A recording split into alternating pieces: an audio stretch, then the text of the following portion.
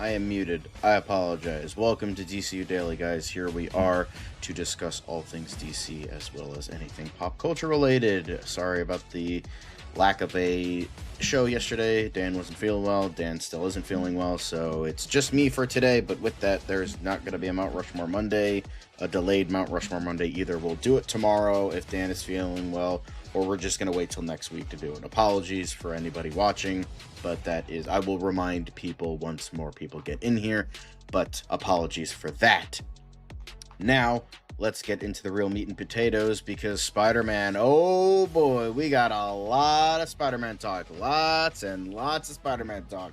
Because the man, after Supergirl flopped, failed, and fell deep into kryptonite, we have our boy Spider-Man, part of two of the most successful franchises of all time, both the MCU and the Spider-Man franchise, coming in and swinging in and saving the day, because wow, what a lovely camera malfunction. Apologies.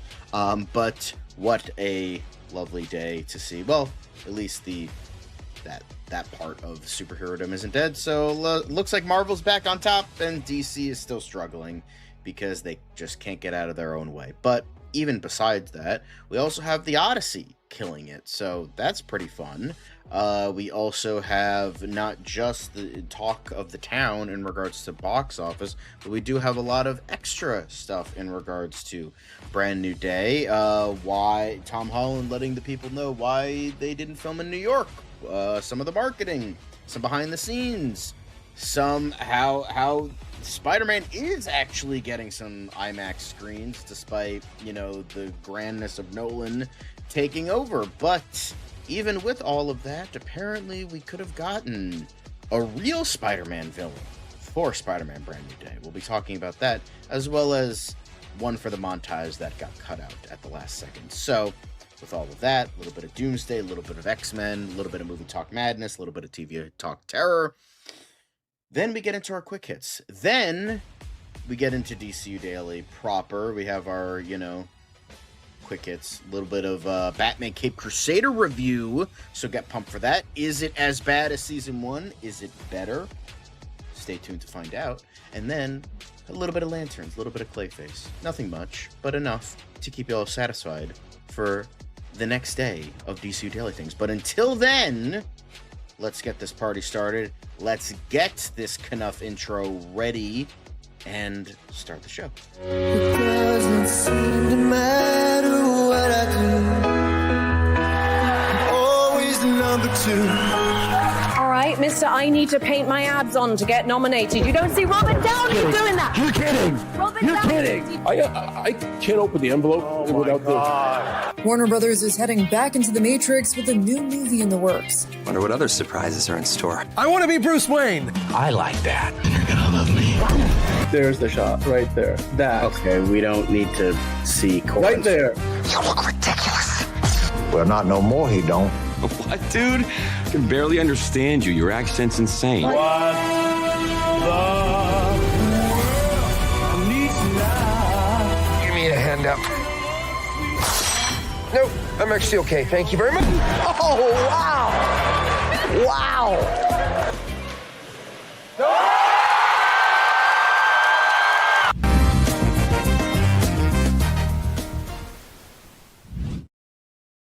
Welcome to the news portion of our wonderful little show. Let's get it started. But first, we have some people to talk to in the chat. We have Monique, pot roast and roasted veggies, simple, to the point, lovely. Well, I don't know about Dan. I haven't really heard from him, so hopefully he's feeling better. He's probably passed out right now, but that's okay. He needs his sleep. Then, thanks. I mean, might as well keep it, in the realm of Spider-Man, because that's what we're doing. Hi, Rob. Nice to see you.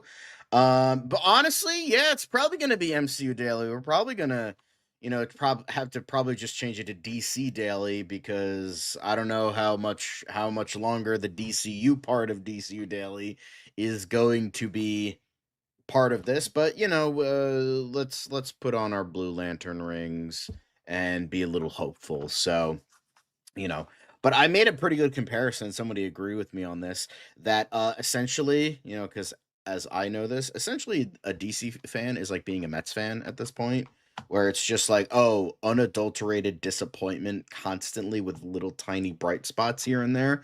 Because it's just like at this point of being a DC fan, it's just like, oh hey, we get something cool, we get something like Superman, and then we just get absolute crushing disappointment with Supergirl, and it's just like, well, here we are. Okay, well, that's a nice pleasant reminder that DC just can't fucking win at all and just are cursed to suck till the end of time. um so yeah, I mean, I don't think it will be, but to be fair, I liked Supergirl more than I thought I would, even though everybody else hated it. So let's hope Lanterns is something. But the fact that Tom King is directly involved and not just like, oh, kind of sort of based on a story he wrote, um, um, yeah, I think I'm a little more worried about that one. But let's not get into that. Well, although we still have unfortunately sad news to talk about. Have two people that passed away recently. First being Vincent Pastore, who played Big Pussy on The Sopranos. Apparently, he passed away at the age of 80. Not a huge actor, still a huge part of that show, but still want to commemorate him, honor him for all the great work he did in the acting decorum. So rest in peace. But I don't know. He was found uh, dead by Steve Villano. He apparently died in his sleep. um very sad to see, as these guys keep dropping like flies. James Gandolfini, Vincent Pastore. I think another one was a guy who played Paulie Walnuts. I know he died like 5 or 6 years ago. But yeah, very sad to see. He definitely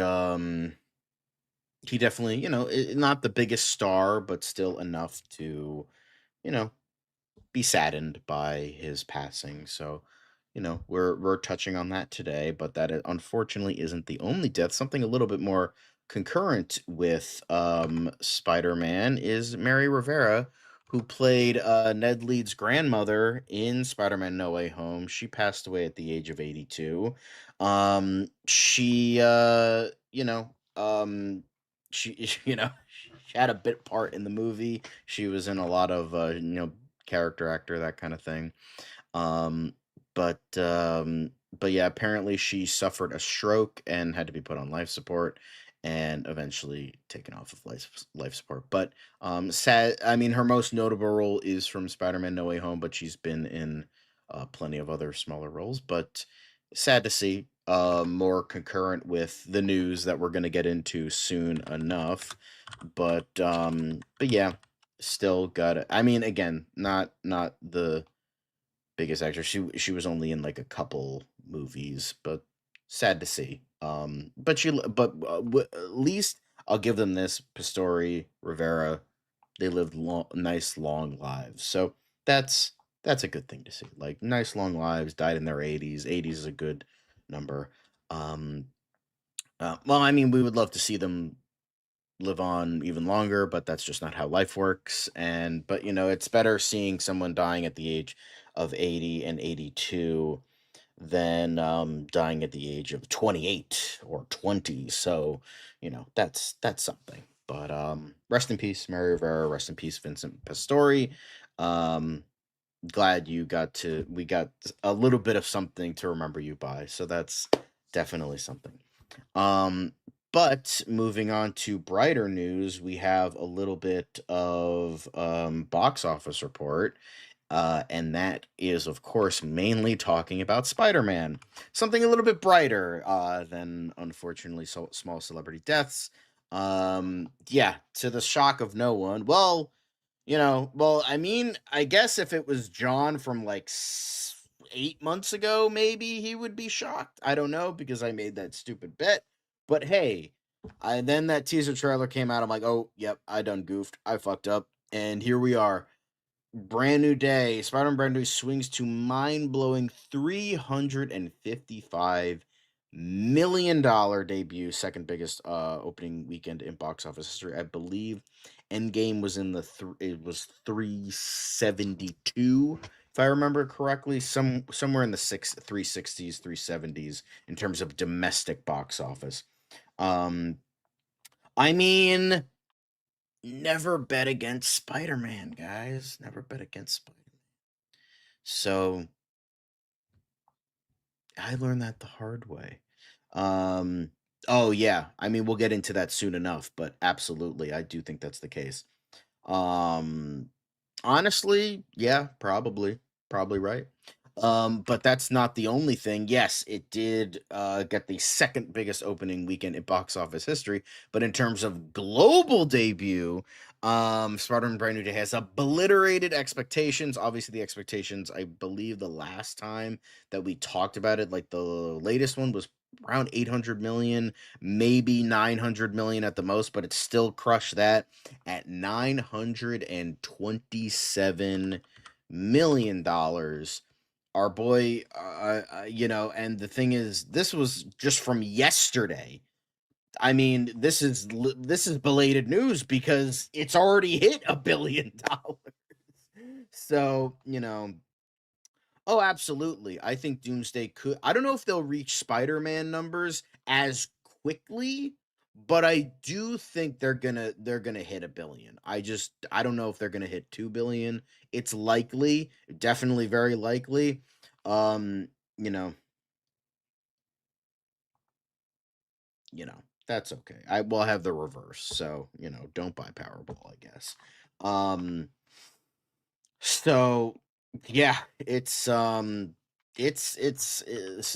Office Mojo. The domestic is at 407 right now. The international is at 645. And yeah, it's going to be number one for a while. I mean, Spider-Man is the biggest hero in the world. It's the most popular hero in the world, one of the most recognizable. And on top of the fact, the MCU, yeah, it had some, a lot of erratic heartbeat kind of stuff, a lot of drops with the you know Fantastic Four and Thunderbolts not reaching those heights, but I think it's definitely something like DC. I think DC fans got a little bit cocky because they're like, "Oh, look, Thunderbolts and Brave New World and Fantastic Four, they couldn't live up to Superman's." Because Superman's more noteworthy than all of those combined. Like Captain America, first movie dealing with a character that has not gotten a movie yet. That iteration of Captain America, Thunderbolts, nobody knows who Thunderbolts are. Fantastic Four, not nearly as popular as Marvel thinks they are. So of course, um yeah, I think make a Batman movie as soon as fucking possible. But clearly, they put the wrong man for the job in regards to Matt Reeves because he still needs fucking 6 years to make a sequel, while Chris Nolan made like 5 movies in that time. So yeah, I think, but we'll see how next year goes. I mean, next year, um, for 2027, there's Man of Tomorrow, but there's also Secret Wars. I mean, it could have been a good 1-2 punch of both Superman and Batman, but we can't win on that part. But I have a strong belief that Man of Tomorrow will do very well. I don't think Man of Tomorrow is gonna get $1 billion numbers. I think it'll get close. I think it'll have like BVS numbers. I think there's gonna be some goodwill from the first Superman. And then hopefully maybe some goodwill with Clayface if that does very well. Um, but yeah, definitely. I mean, Spider-Man, never bet against Spider-Man. Um, I know that's what we all want to see. It's just I think the while a good idea on paper, and I do somewhat agree with this, like the idea of James Gunn being like, "Oh hey, let's fast track Supergirl because we have the script." It's like, no, tell your writer for Batman to, you know, get on it so then we could have gotten a Batman movie this year. Because it's like you have a writer, you have a director, yet we're just kind of waiting around, and you know what, for Matt Reeves. It's like Matt Reeves is not going to give us a movie till 2028. Like, come on, just snap your fingers. Like, you can make, because the thing is, like, if you start prepping shit now, if you really start hankering down on the writing of Brave and the Bold, then you probably could get a movie out maybe late 2027, like probably the original spot for Batman. But you know, that's probably wish fulfillment there. But yeah, I think yeah, that is true. I know, but the thing is, the problem is trying to figure out these other characters is you don't have that luxury of people going to see any and every superhero movie nowadays. Because, like, look at back, like, at their peak, terrible movies like BVS and Suicide Squad made $1 billion together. They made $1.5 billion together. And those movies were terrible. Like, they were not good movies, yet they made buku bucks because that was at the height of superhero media. Now you don't have that luxury anymore. You can't like be like, oh yeah, well of course people are gonna go see Supergirl because superheroes are all the rage nowadays. No, they're not. The thing is, you had no known actors. I mean, you had a first-time screenwriter and a director that had not directed a blockbuster. Those were my biggest problems. But everyone's like, no, DC. I mean, Superman did well. I hate being right when it comes to negative shit. I'm wrong when it's like, oh yeah, Spider-Man is not going to win $1 billion, but I'm right when it's like, oh yeah, Supergirl's not going to do well because you have all the wrong people attached to this. So, yeah, sure, you got Jason Momoa, but he was there for like fucking 10 minutes and he's not a big enough star. And star power doesn't do anything anymore. So you gotta like DC, you can't just throw a shit ton of money at like these unknown heroes and expect a good amount back. You know, that's the big thing. Movie Spot. Hi all, brand new day was great. 8.75 out of 10. Just got back from my sold out second showing. Even my over 80-year-old mother really liked it. Damn, your mom's 80. Jeez, how old are you, man? Exactly. Like, you know, I think, but that's the thing about power, you know, that's the thing about when it comes to any and everything about power is like when you get a taste of that, especially when DC fans have been losing for that long, when you get a taste of that, it felt so good. It's like, oh, DC is back. It's like, hold on, this is only one movie and it's, you know, their second most popular hero. Yeah, of course it's going to do pretty well, even though despite this, it still didn't do as well as it could have been. But, you know, nice. Yes, glad you enjoyed yourself. You know, I mean, yeah, I agree, but like it's still Batman. It still made $700 million because of Batman. So, um, yeah, I would too, but it just feels like you know, they're not putting the right people in charge of certain things, you know? Like, honestly, the most successful thing you could have had was James Mangold. Yeah, he did Dial of Destiny. But he's 2 for 2 in terms of superhero media. He made the greatest Marvel movie of all time. Use that, but like, I don't know who's dicking around. I don't know if it's James Mangold. I don't know. Anyway, here's the thing. Um, Yeah, exactly. Yeah, exactly. Anyway, let's try to move on. We'll get to DC eventually, but for right now it's Marvel. We're talking about Spider-Man. Here's the thing. Yeah. But so with this Spider-Man Brand New Day doing very well. It's at $1 billion right now. Next up, so apparently Spider-Man Brand New Day with 360 million is now biggest opening ever at domestic box office. So it happened Sony/Marvel. So, you know, even though it said 355, now this one's saying 360. So they got those Monday actuals in and boom, here we go. Sony Brand New Day is now the biggest opening ever at the North American box office with a 3-day of 360, taking down Disney/Marvel Studios' previous domestic debut record with 2019's Avengers Endgame, which opened at 357.1. I thought it was more. My bad about that. The revised global opening is now 932 instead of 927, which still stands as the second best worldwide opening at the box office behind Endgame, which was 1.22 billion. Um, so yeah, so Tom Rothman said, "Wow, 360 million. Thank yous to all the filmmakers, actors, producers, and to my colleagues at Sony who created such a fantastic film and say that again. And an exceptional marketing and distribution campaign. Records are made to be broken, but we will take great pride in this one for as long as we hold it until doomsday, that is. Well, we'll see. But yeah, so even with all this revised, bam. I'm happy for Spider-Man. I just wish it was for an even better movie. But it's just, again, as I said, it's in the step in the right direction, and hopefully the next movie, Spider-Man 5, is even better than this one. Actually, let's hope it actually fucking has a Spider-Man villain a part of it. So yeah, um, yeah, oh yeah, of course, um, yeah, well, the thing is, that's I'm just gonna say this. Like, we get it. You hate DC, you hate James Gunn. We got it. Here's the thing. The MCU has been around for almost 20 fucking years. They have a huge built-in fucking fan base. The DCU doesn't have that. Sure, they have DC fans and they have DCEU fans wanting to give them a chance.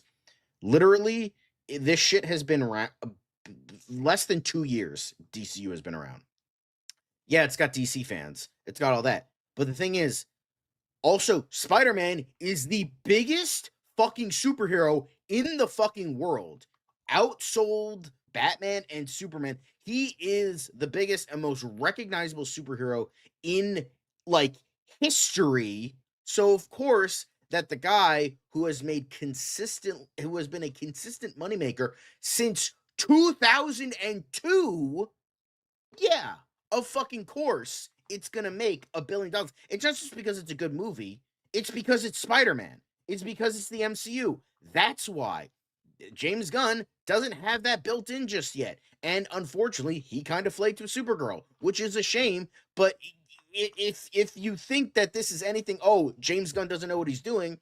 No, it's a fact that it's Spider-Man and it's the MCU. That's all it is. Yeah, sure. They've had some bumps and bruises since 2019, but they've had some decent success. And on top of the fact, it's Spider-Man that was going to bring them back. So, like, you're ridiculous in thinking, oh yeah, James Gunn can't do this. Not yet, but we'll see. So, who knows? That could also be the case. That could also that kind of propelled Captain Marvel, because they're like, oh yeah, Captain Marvel's gonna be really important for Endgame, and it turns out was not the case. So, thank you. I appreciate it. Um, I get that, but it's just, and I understand that, but the thing is, streaming projects are cheaper, and the thing is, they don't fucking understand. Like, hey, you can make cheap blockbusters and look really good. Again, look at Godzilla -1. That had blockbuster quality and a big epic feel. Yet, $10 million U.S. money. Like, they had a budget of a ham sandwich and a dream, and they still managed to put out a movie that's better than half of what anybody's been putting out nowadays. So, yeah. Um, you know, absolutely. Um, that's cool. You don't have to chat if you don't want to. That's fine. Hope you're doing okay. Um, but yeah, so as global box office was saying, Spider-Man Brand has beaten Avengers Endgame again, recording the biggest Friday ever in American box office history with 99 to 100 million yesterday. It holds the record for the biggest domestic opening day of all time with more than 170. So, as this one also says, 168 specifically. So good for them. Again, that was going back to the first day before, like, everything. So as we know, it obviously this number is a little That's why it has the plus, but it's 932. But these are all the numbers for global box office. America is at 355, China 123, UK and Ireland 50, Mexico 38, India 31, France 26, South Korea 25, Brazil 23, Australia, New Zealand 21, Germany 20, Italy at 18. This is what, like, keep in mind, if just, for numbers, the bottom tier of this list in a foreign country made more than the entirety of some indie movie's entire box office. Undertone, that did actually very well. That budget was around $500,000, made $19 million. Germany's Spider-Man Brand New Day box office eclipsed that by $1 million. That's insane. Germany for fucking Spider-Man Brand New Day outbid that entire. Hey, fucking look at Motor City. Great movie. Great fucking movie. I think what on a 30 million budget that's made like 5 million. All of these eclipse that. It's crazy. Sure. But yes, let Caleb rest. He needs to focus on his shit posting powers for Tier List Tuesday. Exactly. Power of Spider-Man, baby. Power of Spider-Man. And on top of the fact, No Way Home didn't come out in China. So that is also something they were probably hankering for another Spider-Man movie. So there's that too. But yeah. Whew. As we all know, Spider-Man Brand New Day surpassed The Odyssey, the global box office this morning, with 123 from China's debut, as we just saw that. It needed just 4 days to surpass the entire 3-week run of this summer's number 2 movie. That's how far ahead of anything Brand New Day is. Truly a brand new day for Spider-Man. But although speaking of the Odyssey, Brand New Day and the Odyssey power biggest collective weekend in box office history with $430 million. A powerful 1-2 punch of Spider-Man Brand New Day and the Odyssey has fueled the biggest collective weekend in box office history with roughly $430 million across all movies in the marketplace. Prior to this, the top 3 weekends were led by, of course, 2019's Endgame, 2018's Avengers Infinity War, and Star Wars The Force Awakens. It's a particularly exciting benchmark for the recently married Tom Holland and Zendaya, who star in Brand New Day and The Odyssey. We have conquered a box office milestone that seemed forever to reach, says Paul, gonna not even pronounce that, ahead of marketplace trends. This is now only the second 400 million plus weekend in box office history. So yeah, while I'm pretty sure that Endgame and Infinity War and Force Awakens did that alone, but hell, if we're looking at it, Spider-Man Brand New Day still made more alone than Infinity War and Force Awakens did. So it's still second even to Endgame just alone. So that's pretty fucking good. So, bam, truly a 1-2 punch of this. But Chimera is asking, do you think Wonder Man will stay canceled with all the outcry for it? I think they might do something after Secret Wars. Could be rewriting scenes for him to be in. I don't know. I'm considering the fact that they were really happy about it and then pulled the plug. Maybe they were really looking at the numbers and they're like, you know what? The numbers are so low. Let's not even go beyond with this. But it just seems so weird that they pulled the plug right before the biggest weekend they've had in years for a guy who directed both episodes of that, co-created it, and just did Spider-Man, a huge moneymaker for them. So I don't know why. Give him anything he fucking wants. It's just so weird that they would do that. But yeah. But not just that, Spider-Man Brand New Day is not only recording the biggest domestic debut ever, it's also the blockbuster with the most diverse audience this century. It is at 36% Caucasian, 28% Hispanic, 20% Black, plus 20% jump since No Way Home, 10% Asian, and 6% Native American. I assume that this is specifically, it's domestic. So yeah, good for them. So hell yeah, way to go. So that's about 64, 84, 94. Yeah, boom, way to go, guys. That is true. I don't think any streaming service releases their numbers at all or anymore. So, however, that's although speaking of the Odyssey, going back to the Odyssey, I probably should have done it like this, then this, boom, 1-2 punch of Odyssey and Brand New Day. Now let's get into the Odyssey. The Odyssey crossed the $800 million mark at the global box office yesterday. This was a couple days ago, but still saying that it's already Christopher Nolan's third highest grossing non-Batman movie, and it did it in only 16 days. And then the Odyssey IMAX release has crossed 221. This is just IMAX, by the way, surpassing Avengers Endgame with 212 to become the fourth highest grossing movie in IMAX ever. Overall, it has surpassed $900 million this weekend. Now, in terms of the actual numbers that it has right now, it's not quite at a billion just yet. It's at 922 million. The domestic is 405. The international is 516. So it's still at number 2 at the box office, even but from yesterday, because we don't have the numbers for Tuesday yet. But yeah, even the Odyssey still killing it. It's just the 1-2 punch. And look at the discrepancy. You guys can't see my screen right now, but Spider-Man Brand New Day is at 47 million while Odyssey's at 9 million. And that's for Tuesday. Monday, Tuesday. It's insane. Yeah. This is probably going to be the best box office since 2019. So, yeah, I mean, say what you will. Yeah, do I want to see the DCU succeed? Is it a little bit saddening at that Supergirl couldn't make that? Sure, but like Spider-Man's still a really, really good movie.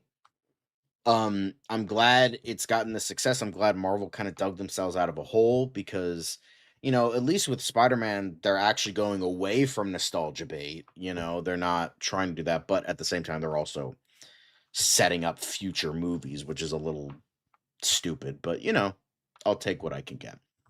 But with that, let's move on to just purely Brand New Day talk. Because we still have a lot of things that are not box office related in with our favorite wall crawler. I almost said web crawler, wall crawler, whatever it is. But the first one we have is not about the wall crawler himself, but the main villain, quote unquote. Well, he kind of is the villain. But Can't Stop, Won't Stop, as the just released Spider-Man Brand New Day breaks box office records. The film's star is what Hollywood dreams are made of, but as comfortable as Tillman might seem with the new fame thing, it's actually quite new, from humble beginnings to becoming Severance's fan favorite and an exciting new chapter. Get to know Tremel Tillman even better now at the link to Style Magazine's bio. So Tremel Tillman, he did a wonderful job as Bill Metzger, even though he had a much smaller role. Did a great job. I've heard nothing but great things in Severance. He was really good in his small bit part in Final Reckoning. So I hope that your man has a really good future ahead of him because it's just awesome to see, and he's working it. Look at that. Look at this dapper man right here, and look at that goatee. Holy shit, that's look at that. God damn, bro. Just fucking killing it. Absolutely killing it. Look at this beautiful man right here. Look at this beautiful man. Damn. Look at that. Absolutely beautiful. Lovely to see. Um, work. Work. um, no, because I don't watch Naruto and I don't care. Yeah, 100%. I feel like the Odyssey and large format hype will help Dune 3. Hopefully, Brandon did deserve to make the money it's making, despite why it's making money. Obviously, I like the Dune trailer better than the Doomsday trailer. Still seeing both. Yeah, same here. Control being the instigating antagonist was a good twist. For Spider-Man 5, do you think they should introduce Norman Osborn and Harry to set up the Green Goblin or hell even Gwen? I think here's the thing. I think like I think get one of the heroes that has not been shown on screen. Get like get like Mr. Negative or something. Like I think that would be cool. Get like a really good noteworthy actor for that and just like do something like that because like someone actually made a really good point of this like Spider-Man has this version of Spider-Man doesn't really have like none of his villains feel iconic. You know, oh my god, Green Goblin, Doc Ock, bam, two great ones. And then you had the Amazing Spider-Man. Lizard was pretty good. Then you also had you had Harry Osborn kind of sort of with the Green Goblin, which was not great. But Lizard was really good. And then with all these movies, yeah, Vulture, yeah, it's kind of Vulture, and then Mysterio, yeah, kind of, he was like a hero for most of it. Just none of it was really iconic. Um, I am, yeah, Hobgoblin would be a fucking good one. Don't do the Ned Leeds shit, but like do Roderick Kingsley. That could be a lot of fun. But yeah, so Brand New Day swing scenes in Screen X. I could not even probably watch this because I'd probably get a headache, not gonna lie. Like this seems like a bit much to me, you know? Like it's I don't know if anybody else would be into this, but that looks nauseating. Screen X probably one of the worst gimmick formats. The sidewall projection color temperatures don't even match the main screen, and there's so much image distortion. Watched only one movie in this format before and never again. It looks terrible. Um, Lifetime ban for anyone who ever takes out their phone and films the screen at the cinema. Absolute dick move. Don't you? Yeah, it's. I don't know. I think Screen X is kind of fucking stupid, and I don't know. It's like yeah, proper Rhino, anything like that would be yeah, bring Black Cat. Fuck Gwen Stacy. Bring Black Cat in. Sydney Sweeney. Boom. There you go. Perfect. But yeah, Screen X looks stupid. But Tom Holland has explained why they didn't film in New York for Spider-Man Brand New Day. When you shoot in New York, for whatever reason, you can't shut down streets. So in London, you know, the studios, I'm sure, pay an arm and a leg to shut down a street in London. Then you own that street for the day. You can't do that in New York. So when you're filming there, you'll be in the middle of a scene. Someone will just walk right in and be like, oh my God, can I get a picture, bro? So yeah, it sucks that, like, they can't film in New York, but, like, it's understandable as to why, because New York is really strict and stupid about filming stuff, unless you're Law and Order. But yeah, but yeah, Sony has given Spider-Man Brand New Day the biggest marketing campaign of all time for a movie. The Japanese allowed their American subsidiary to make a $300 million campaign, the biggest marketing development ever in Sony Group Corporation history. So that's something they got a good push. Got a good push. I mean, Super Wars was only 100 million, so it just goes to show, damn, the power of Spider-Man, right? But bit of an awkward thing. Spider-Man, when he realizes he's created a technology against mutants and X-Men. Yeah, yeah, that was, when you think about it. I mean, to be fair, both inhibitor chips were destroyed by the end of the movies, and I don't think Peter would reveal that information. So let's just hope that doesn't move on to anything later, hopefully. Um, yeah, because although somebody did post a picture of, Tom Holland in the Oppenheimer fedora and suit. So, so we have Cillian Murphy as Spider-Man and Tom Holland as Oppenheimer. So there we go. This one's way funnier though. Just the idea of Cillian Murphy in um but yeah, good stuff. Good stuff. Now we got photo drop. Really cool photos here of of the set and stuff. So look at that. Very nice. Very nice. Ah, that's just really cool. They should have had one last kill in black and white. I think that would have helped it a lot. But yeah, good stuff. Good stuff. Um that's Spider-Man after Paul. Atomic. Tom Holland. What are you talking about? Oh, I guess. But yeah. Um, but apparently Spider-Man Brand New Day sets IMAX release as the Odyssey exclusive run ends. Spider-Man Brand New Day will finally swing to IMAX on August 6th. So in 2 days, you can see Spider-Man Brand New Day in IMAX. So, that's good for them. Um, but Sony and Marvel's web slinging Metro didn't play on the company's premium screens during its first few days in theaters because Christopher Nolan's The Odyssey commanded the network's entire domestic footprint for 3 weekends. Now that The Odyssey's exclusive run is ending, IMAX is able to schedule other blockbusters in its coveted auditoriums. That being said, Nolan's Greek epic will retain most of the company's screens. Spider-Man Brand New Day will share the IMAX global network with The Odyssey across select digital locations. Meanwhile, The Odyssey will continue to play across all 41 of the company's 70mm film locations around the world. So far, The Odyssey has generated a staggering $221 million globally in IMAX, as we mentioned before, and that's before the blockbuster has landed in major overseas markets like China, South Korea, and Japan. So, goody for them. Now you can see Spider-Man in IMAX, not, fancy schmancy 70mm IMAX, but still IMAX nonetheless. So that's good.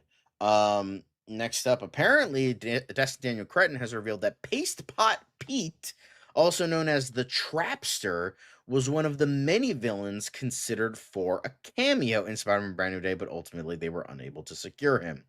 But yeah, this would have been funny to see, but I think we got enough with like Ramrod and Tarantula and Boomerang. I think you did rules of 3 right there. I think that's good.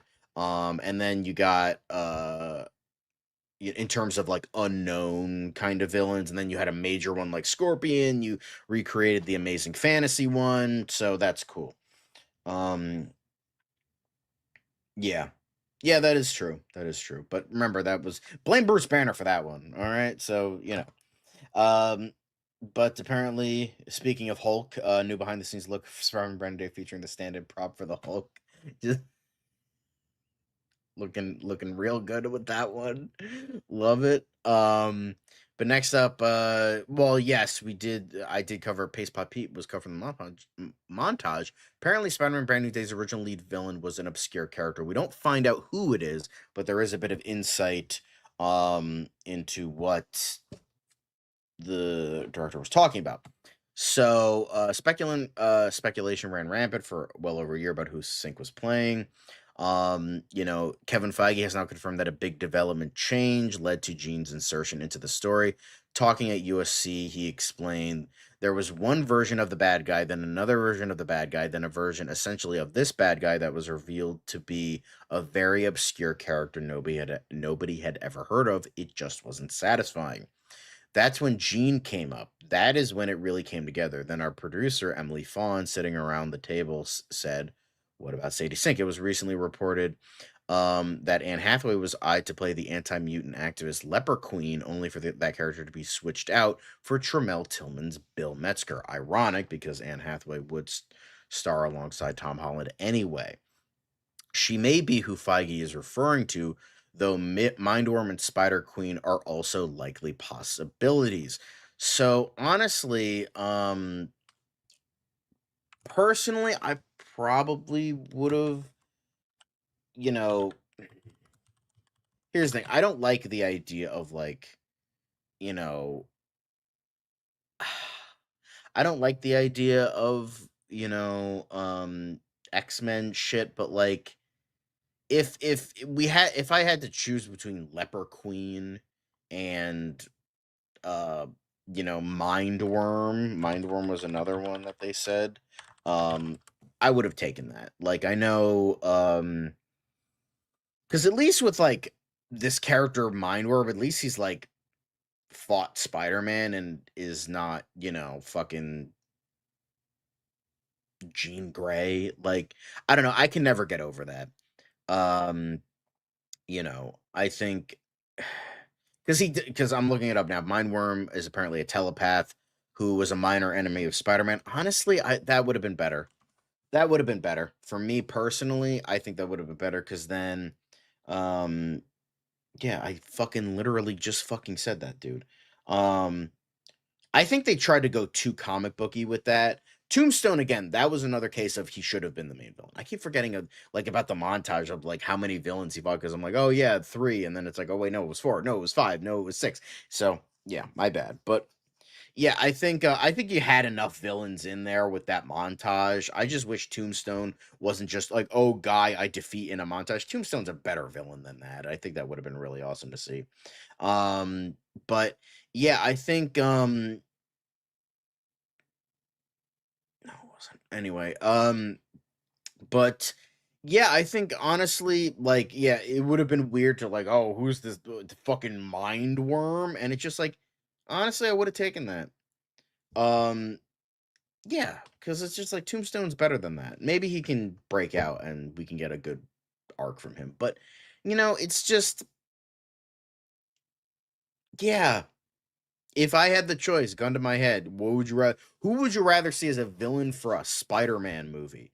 Be like Jean Grey or Mindworm. Be like, who the fuck is Mindworm? He's like, oh, he's a small Spider-Man villain. Okay, since he's an actual Spider-Man villain, sure, I'll take that because he's an actual fucking Spider-Man villain and not, an X-Man hero being a villain for a movie where she gets to fucking run around and kill a bunch of people, like fucking, fuck up New York, all this other shit and then go away scot-free at the end. It's just like, oh, okay. It's definitely reading like the end of WandaVision. They'll never know what you sacrifice. What? Holding an entire town fucking hostage? Or it's like,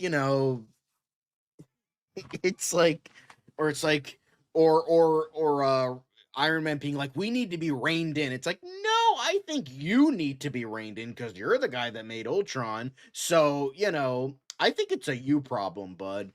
It's just so fucking weird. Yeah, he was great. I loved him in that. But it's just like it's just definitely giving off like WandaVision vibes of like they'll never know what you sacrifice. What did you sacrifice? Your sister is still dead and you fucking now people are probably going to hate mutants just because of your sorry ass. So it's like yeah, long-term ramifications too. So like what are we doing here? What are we doing here? Like it's just like it's for me, that's why I couldn't rate this movie an 8 out of 10 because it's just like I feel like yeah, it's going to do really well for theaters, all that. I'm happy for that. But I feel like this is like 5 years down the line, people are going to be like, "Oh, yeah, that wasn't really that great." They're on the high of the fact, "Oh, it's a Spider-Man movie." As I said, it's a step in the right direction, but it's not um boo-hoo, we all have dead people. Yeah, no, I agree. Um, but it's just, yeah, I know Dan is gonna has fucking made so many excuses for this bitch, but like, I don't fucking care. Like, that was the big like. I'm really curious if it gets worse for me as time goes on. I would really want to. Maybe I would try to see it again. I can't see it tomorrow because I'm seeing Willy Wonka and the Chocolate Factory tomorrow. But it just feels so fucking weird to me that we're talking like it's just like Jean Grey as a Spider-Man villain. I don't know, it just and on top of the fact like she got away with so much shit in this movie and it's just like um I don't think any fucking X-Men related character should have been the fucking villain for this movie. Make it Mindworm. Who's that? I don't fucking know. An actual Spider-Man villain. Cool. I'll take it. Why? Because he fought Spider. Like it's just um yeah, it's definitely heat of the moment. I feel like this is gonna be it's gonna be like a No Way Home situation where it's like looking back. I think like 2, 3, 4 years down the line, people are gonna look back and like, oh yeah, it was good, but it could have been better. But the thing is, that's what I don't want with any like we look back on Spider-Man 1, Spider-Man 2, fucking even Spider-Man 3, and we're like, wow, that was like still really good or way better than I thought. We look back on Amazing Spider-Man. Wow, that was actually surprisingly really good. Amazing Spider-Man 2. Yeah, it had problems, but it was still pretty good. People look back on like No Way Home, Far From Home. Not a lot of people, even some people with Homecoming, they're like, "Oh yeah, that really wasn't that great, was it?" But it's just like you're on the high because it's like it's Spider-Man. so many people are saying it's the greatest thing ever. It's, he's the most popular superhero. You have all this shit, so it's just like, it's I think Mr. Negative, boom, there we go. Have Mr. Negative be the villain. And just like you could have had so many like characters be the villain instead of fucking just setting up X-Men. Like literally, and somebody mentioned this, and I think you'll know what I'm talking about. Our mutual friend of ours said like you could have taken the entire Jean Grey story, picked it up, and put it in the X-Men movie.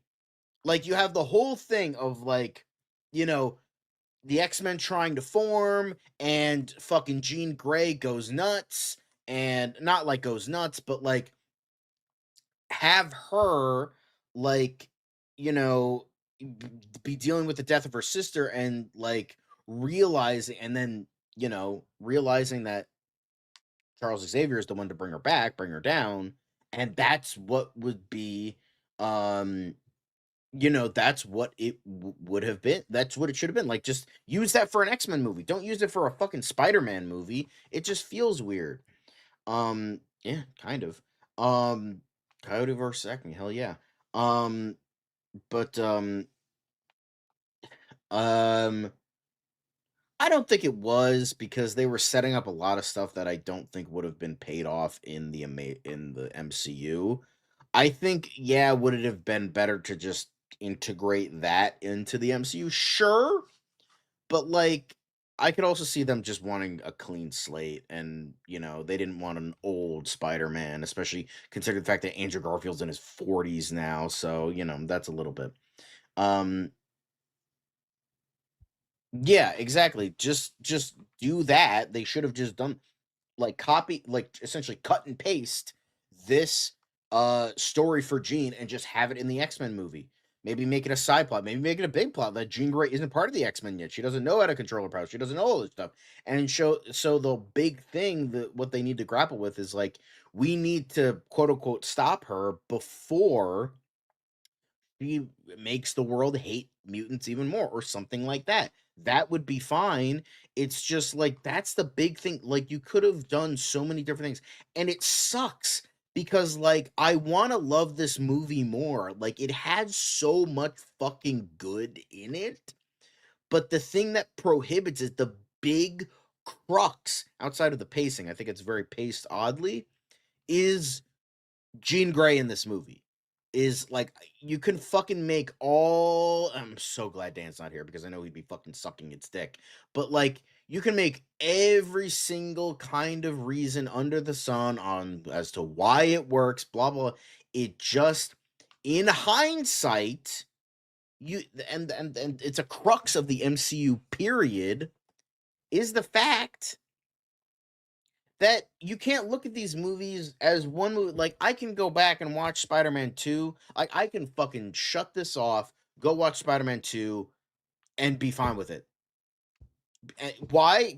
Like I could watch a sequel without having to worry about it. But with this, I got to be like, okay, we're setting up X-Men. We have to worry about the stuff from No Way Home. We also have to worry about the stuff from this, that, and the other thing. Oh, we also have to worry about One Last Kill. That's inherently the issue. Now Spider-Man is so popular that it kind of breaks all that a little bit, because my parents understood the movie without having to watch any of the fucking homework. But it's still like homework where it's like, I feel, because for instance, my sister was like, this was years ago. This was before No Way Home came out.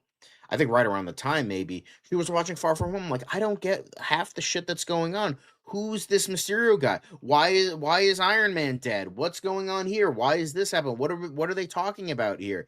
And yeah, it's confusing if you fucking don't know a shit about shit. You can't just go into Homecoming and be like, oh yeah, I get what's going on.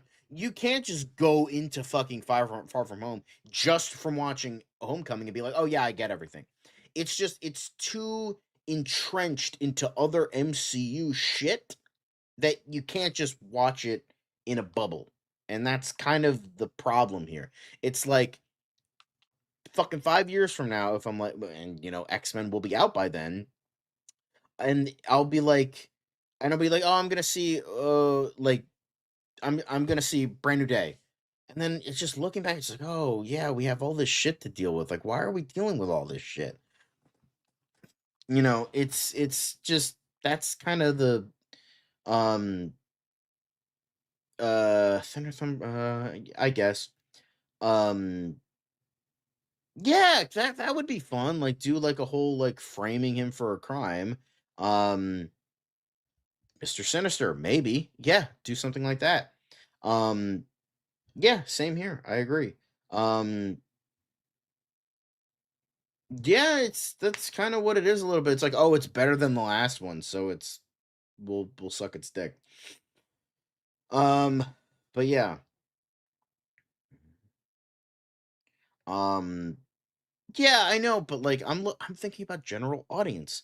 And now I think because Spider-Man is so popular, that's why I mentioned this before. Spider-Man's so popular, general audiences are willing to put that away. They're like, okay, whatever. I don't get half the shit, but fuck it, I'll watch it.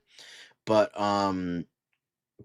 yeah, I mean, I don't know about Thunderbolts. I never watched it, but Fantastic Four. Fantastic Four is a movie that gets worse the more I think about it. Like, I gave it like a 7. I'd probably give it like a 6 or maybe a 5.5 now. It's just so like again, weak script, poor pacing, terrible editing. Like, I feel like that's a lot of the things, a lot of the problems with MCU movies. It's just like terrible pacing, piss poor editing, that kind of shit. Like, I feel like a lot of movies are poorly edited nowadays. It's just like they don't know how to like make stuff work, and I don't know. That's just my opinion. But in terms of speaking of the general audiences, 5 Reasons Spider-Man Brand New Day crushed superhero fatigue. Um, you know, every movie featuring Tom Holland as Spider-Man leading up to Brand New Day has been fun and popular.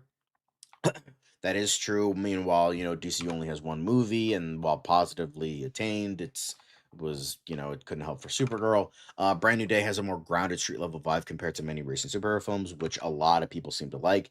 Yeah, Thunderbolts was kind of sort of that, but not really. The lack of a MacGuffin. The point comes courtesy of longtime Spider-Man comic book writer J. Michael Straczynski, who took to Substack to praise Brand New Day to suggest the story works because it's character-driven rather than having its characters trying to obtain a magical object. The worst thing any film in any genre can do is to fail to surprise the audience by virtue of showing them uh, something they've already seen many times in various forms. A MacGuffin story is about characters as a subset of a search for a stone, the orb, the tesseract, the god, the killer sword, the spirit of destiny. A character story, on the other hand, can start in 1,000 different ways and resolve itself in just as many. In the end, the solution is character based, not based on what happens in an external inanimate object. So I do agree with that. Say what you both about Straczynski. He's you know there's a reason he's great.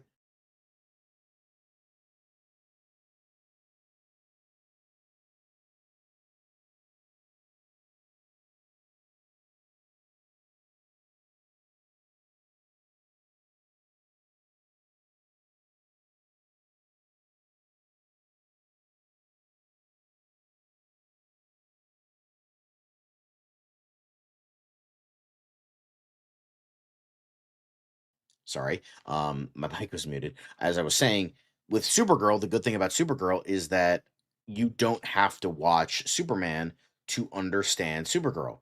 You don't have for Lanterns, you don't have to watch Creature Commandos Peacemaker season 2 to understand Lanterns. For Clayface, you don't have to watch Superman, Supergirl, and Lanterns. Like, you could just go in, and that's I think the thing that DC really needs to strive towards, and that's why I don't think they should do a Justice League movie anytime soon, because then people are like, oh, no, I got to do homework. And it's just like, no, you don't have to fucking do homework. You just need to watch these movies and enjoy them. And that's the thing that DC should really focus on is having standalone stories. Because Marvel kind of fucking shoot away with that many years ago, and it kind of works, but at the same time it doesn't. And I think even with the alleged soft reboot, I don't think that's gonna change anytime soon. Um yeah. Um yeah, I think they should have trimmed it down like 10 minutes. Um um yeah, that's true. Um Probably. Yeah, it's gonna be Storm is gonna be the villain.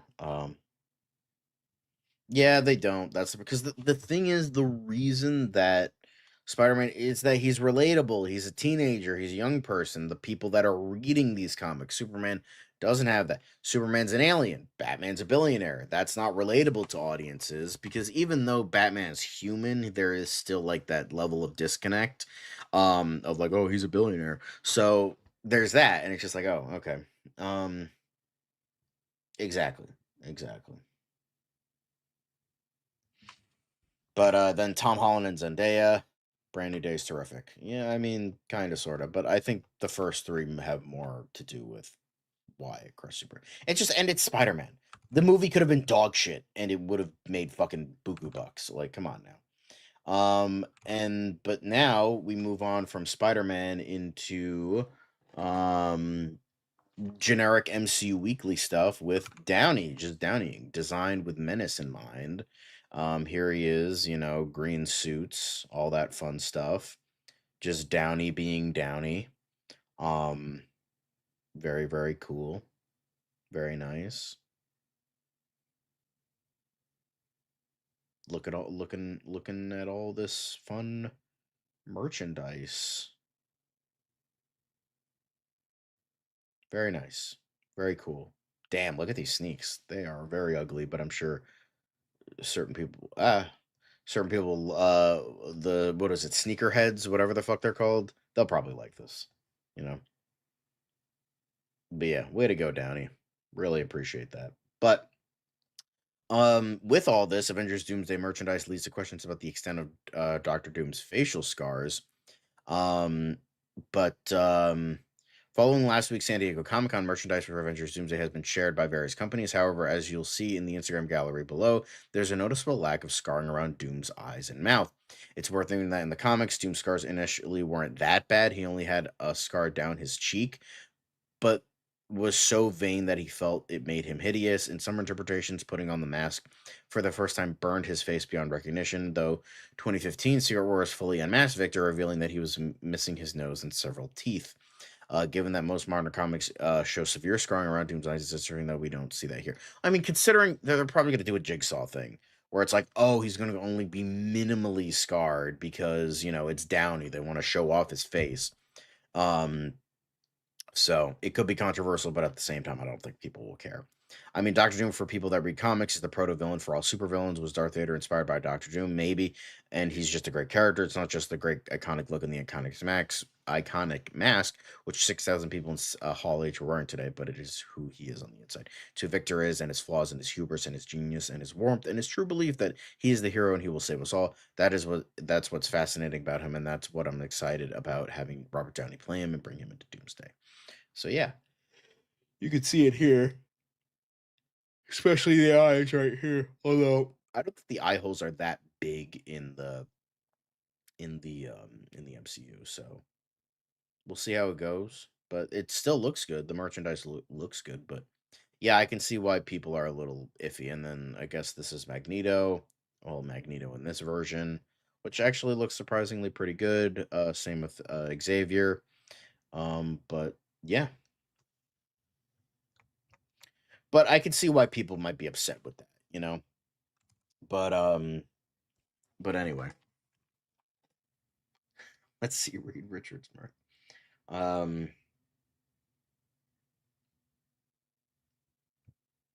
If he does because it looks cool, that's why.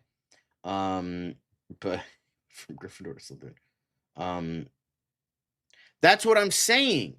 Because the thing is, him being minimally scarred made no sense. Much like if they make him minimally scarred, it makes no fucking sense. So that's probably because they're probably going to use that same reasoning, and it's going to be just as stupid as it was for Jigsaw as it is for Doctor Doom. You know what I'm saying? So Morton Downey Jr. We can criticize all we want, but Doctor Doom looks great. Yeah, indeed. So then finally, according to our favorite bitch boy, Jeff Snyder, apparently the role of Professor X is reportedly between Bill Skarsgård and Tom Pelphrey. So Pennywise versus Ward Meacham. I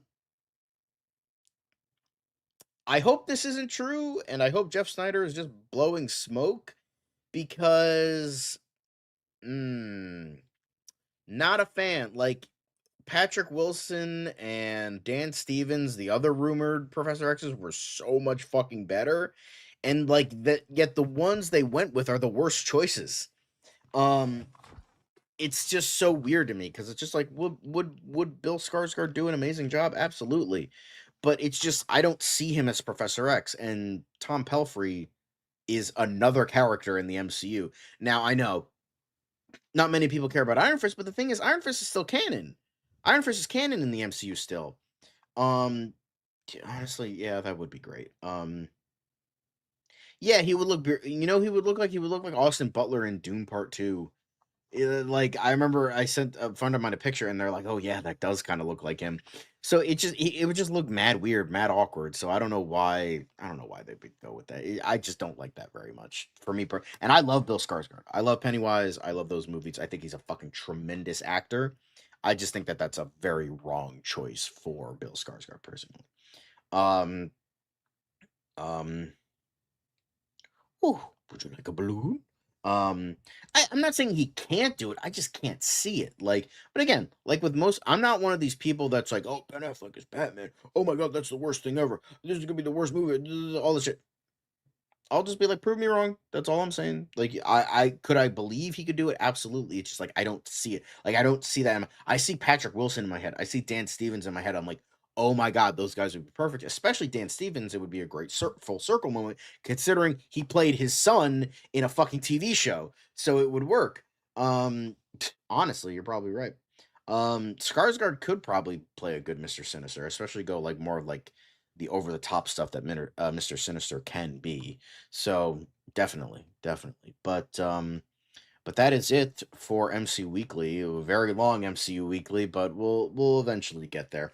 Um, but next up, we have Movie Talk Madness. Let me see if I can find it because Dan reorganized. There it is. Movie Talk Madness. It's going to be a rather short Movie Talk Madness, but it's mainly going to be Nolan based because Christopher Nolan says there is a fundamental flaw with amateur film criticism. To identify the mechanism does not invalidate the mechanism, which I agree with. So essentially, what he's saying is like certain tropes. He's essentially saying if you can point out a trope, that doesn't automatically make it bad, and I agree with that. I think this is definitely the power of cinema sinsism, where it's like people act like nitpicks or identifying certain things in movies automatically means they're bad, when that is quite literally not the fucking case at all. Um, so I do believe, yeah, a trope and a cliche are two different things. Um, you know, yeah, exactly.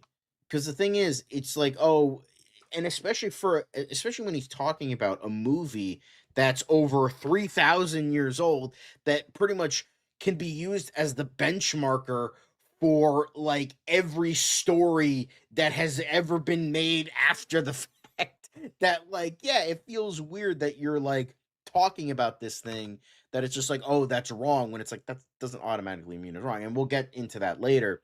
But critics have said their piece about Christopher Nolan's The Odyssey, and now he is saying this piece about them.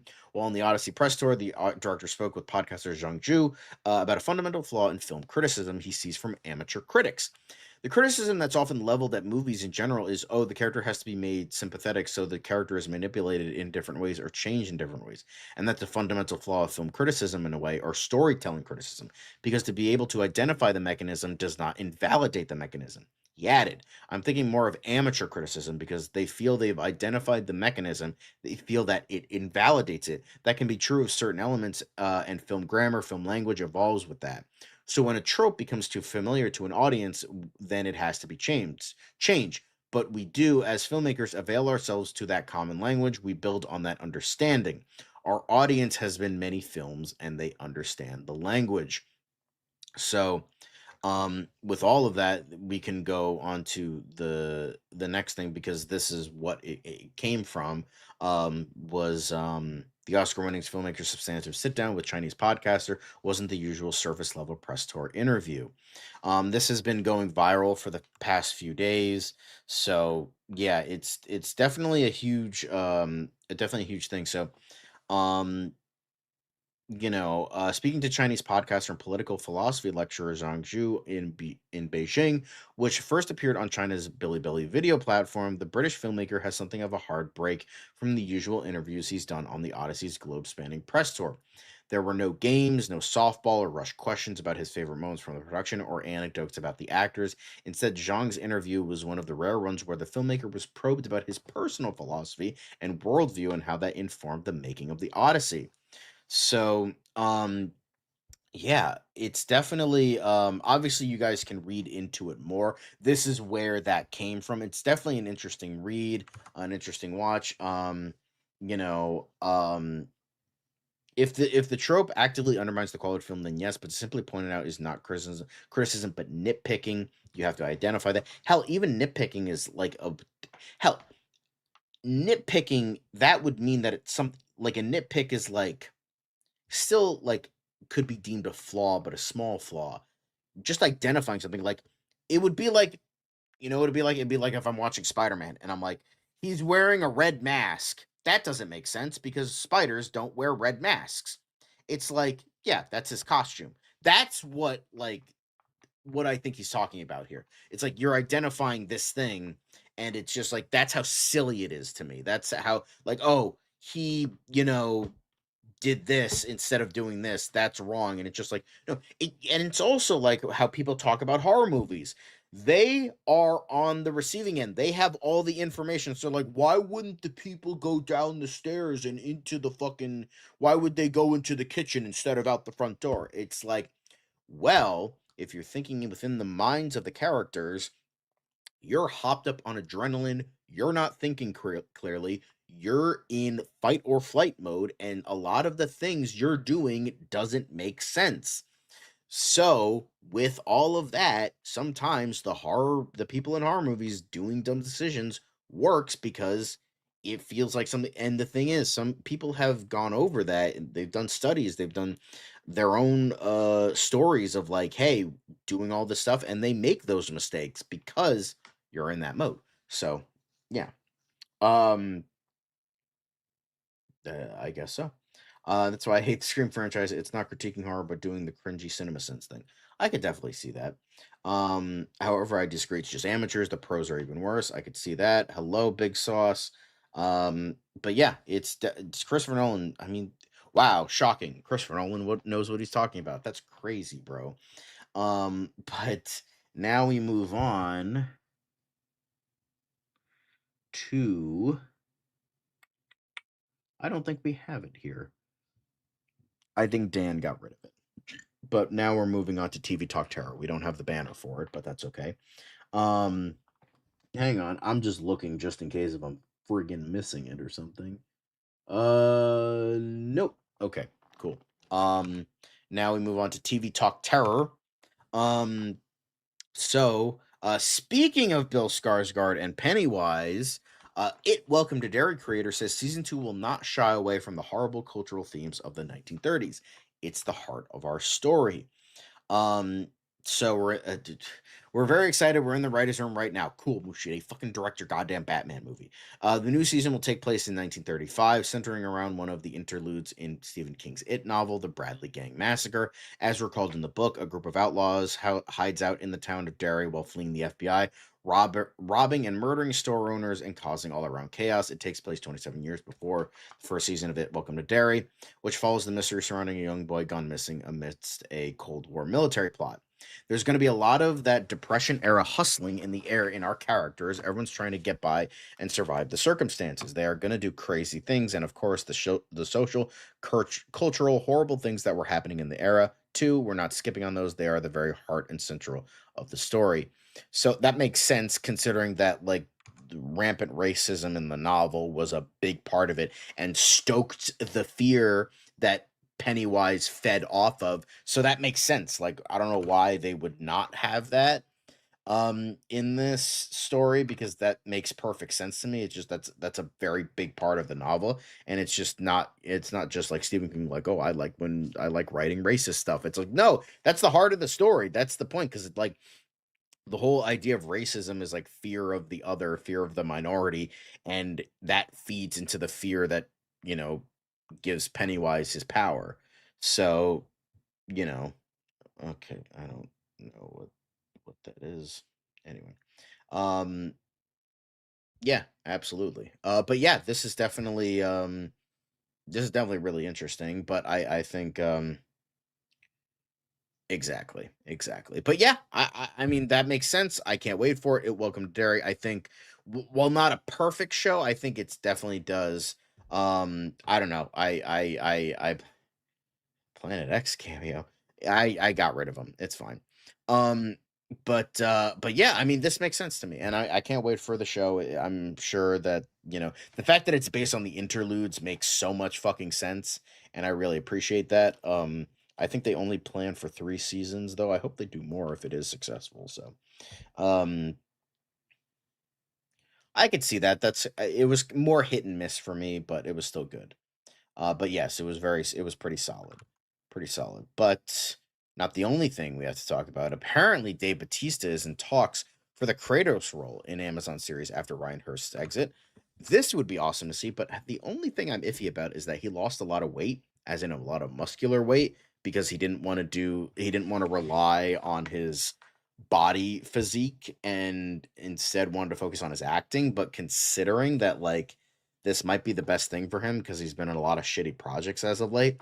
I could see it happening. He might be a little bit old, but he definitely has the voice for it. He has the, command for it. He has the structure for it. I think you know, he could definitely make that work. And I think that would be awesome. I don't know if you guys have thoughts on this, but I think it would be great. I still probably won't watch the show, but I think Dave Bautista needs a win in regards to good content because the last good thing he was in was Guardians 3, probably.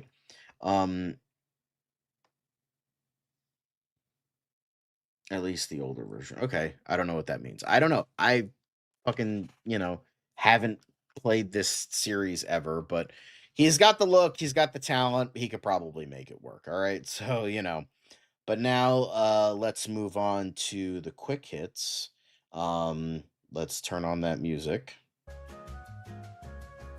There we go.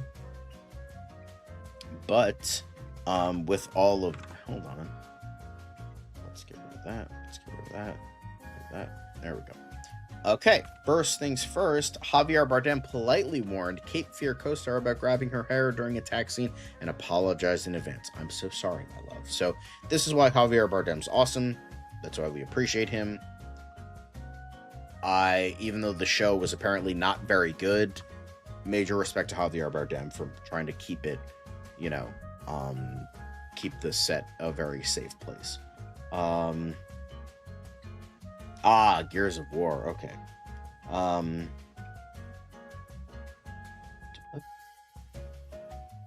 don't know what that. Absolutely. But moving on, John Oliver talks new prospective business daddies as Colbert support group, and reveals HBO contract extension. Late night Emmys heavyweight is sticking with Last Week Tonight for at least another year as he tries his best to ignore the parents' company future and follow a favorite motto: you always want to be exactly as much trouble as you are worth. So yeah, I hope things go well for him and HBO doesn't try to interfere with their bullshit. So yeah, hopefully he can continue on with great things. But next up, apparently, according to this, sources close to the matter have confirmed Lucasfilm has cut ties with the Asper studio in totality, citing the original concerns of the Knights of the Old Republic remake, the original Battlefront remasters as the nails in the coffin, ending their business relationship, additionally getting less than what they hoped for when it came to the overall expected quality of the remastered games they released. Lucasfilm reportedly expected higher quality, more polished versions of the re-released games, and had multiple other projects lined up, including Galactic Battlegrounds and the Jedi Knight series, featuring Kyle Katarn. The source also reports that the partnership ultimately cost Lucasfilm nearly $40 million. Whoops-a-daisies, but what are you gonna do? But yeah, shame, but oh well. Next up, Vin Diesel says Fast Forever has the best script I have read in decades. I am still crying. But is it good though? I'm gonna go with a no on that one. It's probably ass garbage. Yeah, of course. Not Gwent. But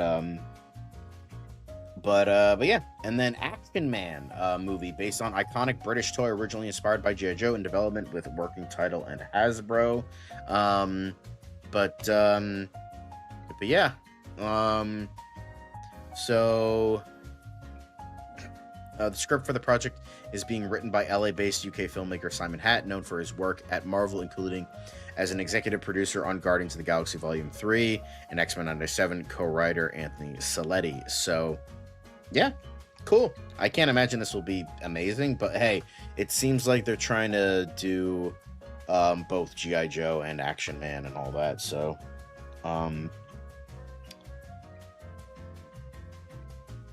yeah. I did. I thought Disclosure Day was very well done. We don't believe you. We don't believe what? Anyway. Now for the final quick hit, AMC's new seat pricing plan is totally wrong, to the shock of no one. 3 years ago, AMC announced like that stupid like price gouging thing where it's like, oh, if you're in like a certain part of the theater, you get a better seat, but you have to pay more. They got rid of that very quickly, but now apparently, according to AMC CEO Adam Aron, the best seats in the house won't even be available for purchase anymore unless you're an A-list or Stubs Premier member. Forget higher fees. That's child's play. Now, if you don't cough up the $20 to $28 per month it costs to become an AMC A-list member, it seems as if there's a good chance you won't even have access to those seats at all. What?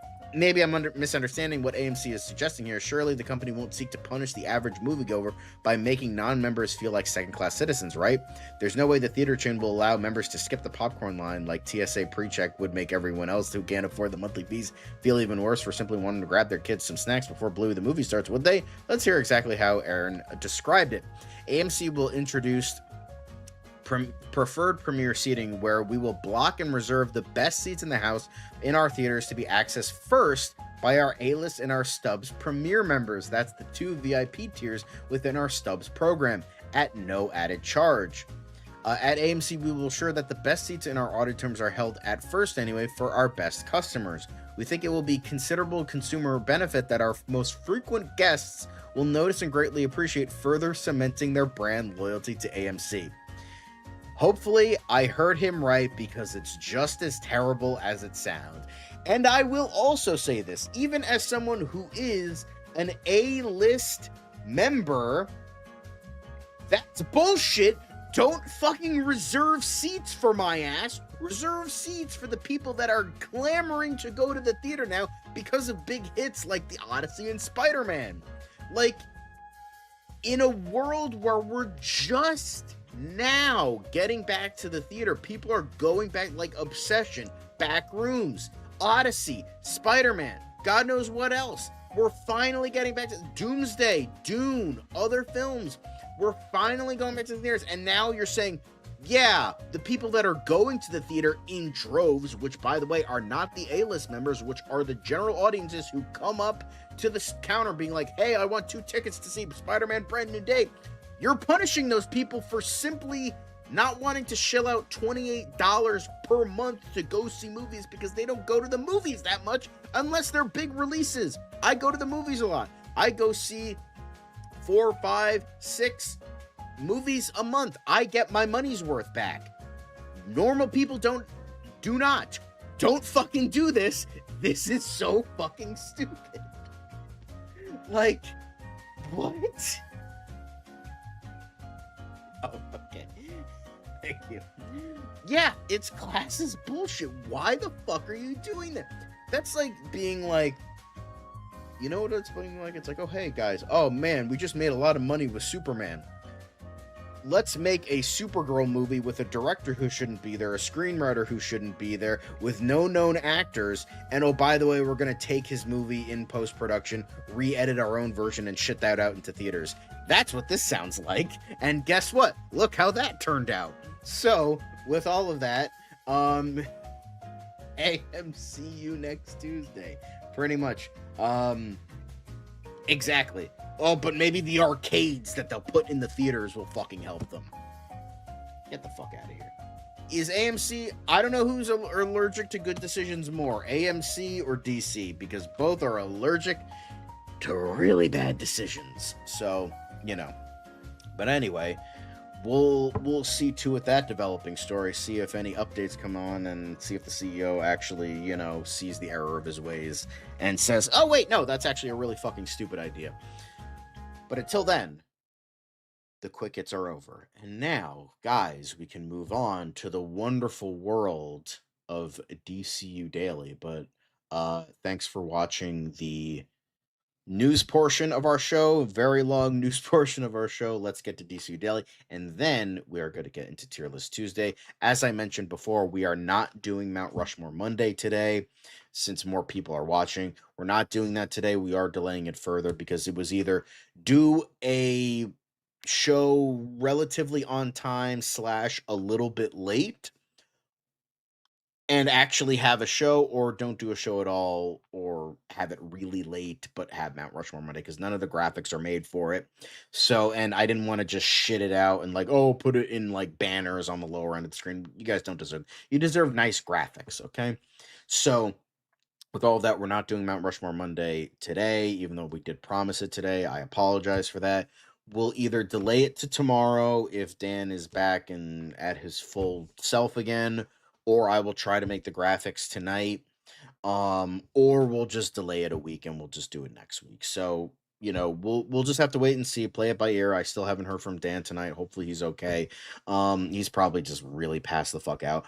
So, yes, just wanted to let you guys know, since I said that at the top of the show, but considering not a lot of people were here at the top of the show, I'm mentioning it now. So I greatly apologize.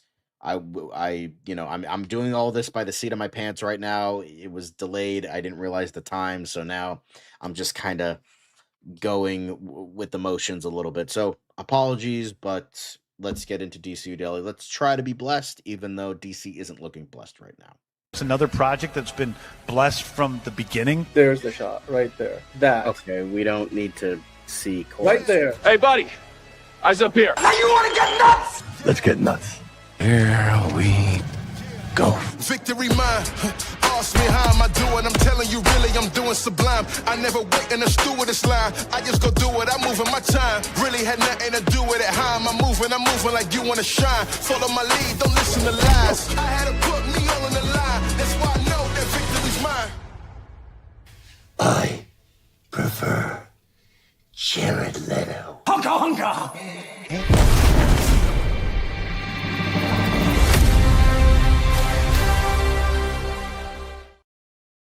And welcome to today's portion of DCU Daily.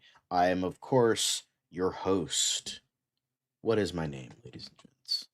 It is, in fact, John. Sorry, I just need to remind myself sometimes. Even I forget. But welcome to the show. We are here to talk about all kinds of fun DCU Daily things, aka nothing Supergirl related, because that's kind of depressing right now. But hey, that's okay. We're here. It'll be okay. It'll be okay. Boom. There we go. But let's get into the quick hits first, ladies and gents. We got to talk about the Parrots, Ducks, Pelicans of DCU news. So, is Dan alive? I fucking hope so, because if I'm doing this for free, that's not great. I mean, dude, come on. Spider-Man Brand New Day just came out. It's popular. Come on now. Yeah, and MTG, you could still submit yours since we're kind of delaying it a couple days, so that's all right. I think Dan's fine. He's just probably sleeping it off, or he's driving, or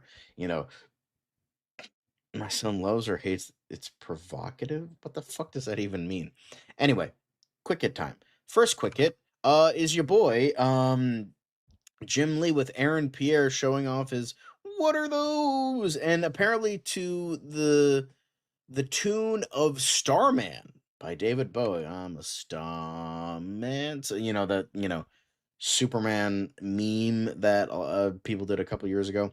So, and then of course you got this asshole being an asshole, but little fun. Jim Lee and Aaron Pierre are showing off his fit, and Jim Lee showing off lack thereof. But yeah, good, nice, lovely to see.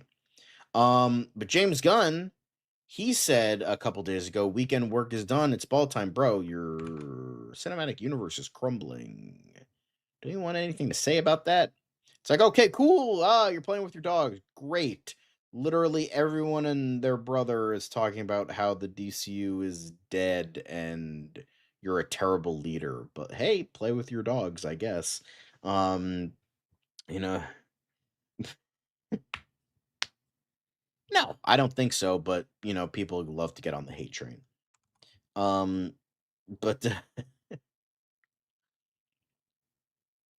but now you got people in the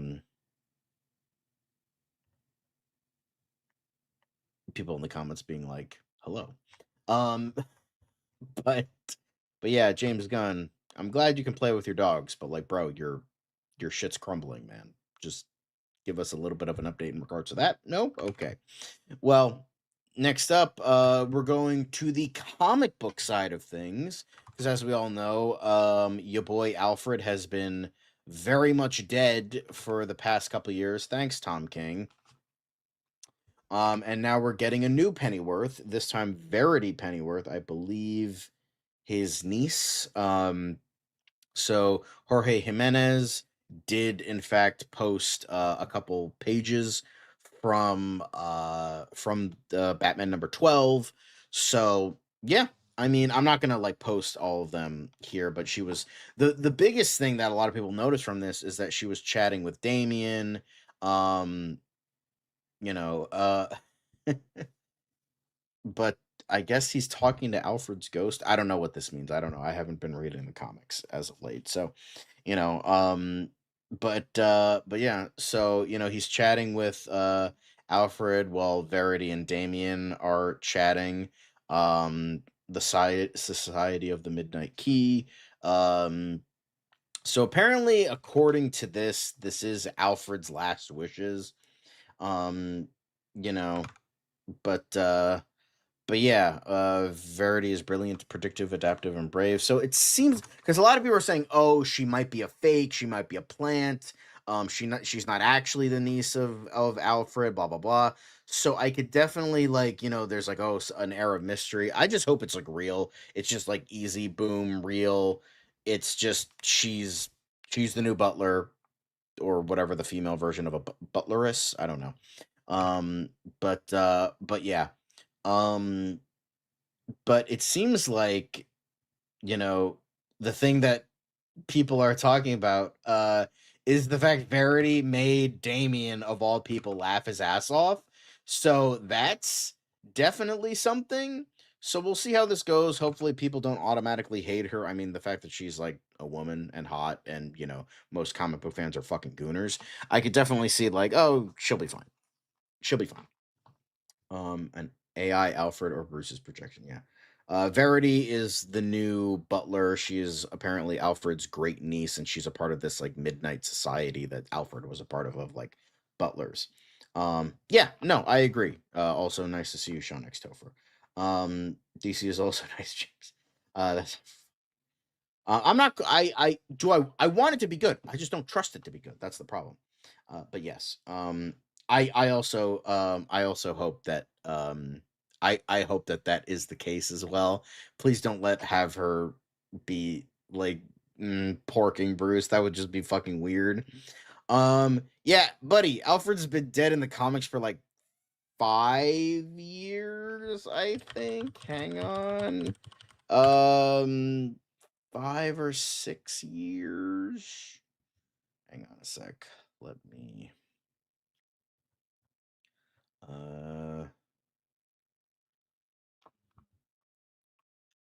yes. It was Batman Volume 3, 77, I think. Hang on. I'm okay, so he has been dead in the comics for about little under 6 years, around there. Around there? Yeah. He's been dead technically for around I don't know what issue he died in, but he died late in 2019, early 2020. But yeah, he's been dead in the comics for a while, so it's about almost 7 years at this point. It seems like she is. I don't know, like she kind of that vibe, maybe a little 8 years, yeah. Poor yeah. Um Gone too soon. The man's been in comics since like the 40s. Calm down. I thought it was longer. No, it's around 2019, 2020. So, yeah, he's been gone for a while now, unfortunately, because Tom King is a fucking piece of shit. Fuck Tom King. But that's it for quick hits, because now we shall get into what y'all really want to see. Well, I hope so, because I'm going to be talking about. We don't have a graphic for it. Apologies, but we're going to be talking about Batman Cape Crusader, ladies and gents. Let's go, because the new season premiered on Friday, and they released all the episodes at once. And so I was like, all right, let me binge them. Let me talk about them, because I have a famous history with this show. Me and if people know who she is, Bridget. She used to be on the show a lot more. She's not on the show very much anymore. But we did a review of Batman Cape Crusader all the way back in 2024. Neither of us liked the show. Both of us thought it was very much at the maybe there was like one or two good episodes and mostly crap. And I did not care for it. I thought it was bad. I thought they missed the mark majorly. Batman didn't feel like Batman. It was slow paced. It was boring. It just felt like just not terribly interesting. It was tonally all over. It just it didn't work for me. It just didn't work. Especially, it's in like the fucking majorly in the shadow of Batman the Animated Series, and this is season 2 still is as well. But I will say, Batman Cape Crusader is definitely an improvement on the first season. I actually liked it. For season 1, it had a couple good episodes. I think the Nocturna episode was pretty good, as well as like maybe one or two others. But for the most part, it just didn't feel right. It felt very weak. It felt very just not a good show. But season 2 definitely, I feel like either I got over myself, and maybe if I rewatch the first season, maybe I'll like it more. But I feel like this is, again, much like Spider-Man Brand New Day. Is it perfect? No. It's just majorly a step in the right direction. I still don't like Hamish Linklater as Batman. I think he is not a very good... He's a very good Bruce Wayne, not a very good Batman. And that was the thing. Bruce Timm was like, oh, we got to look for a good Bruce Wayne. You forgot to look for a good Batman, Tim. You fucking idiot. But, you know, that's neither here nor there. But it's just, Batman Cape Crusader.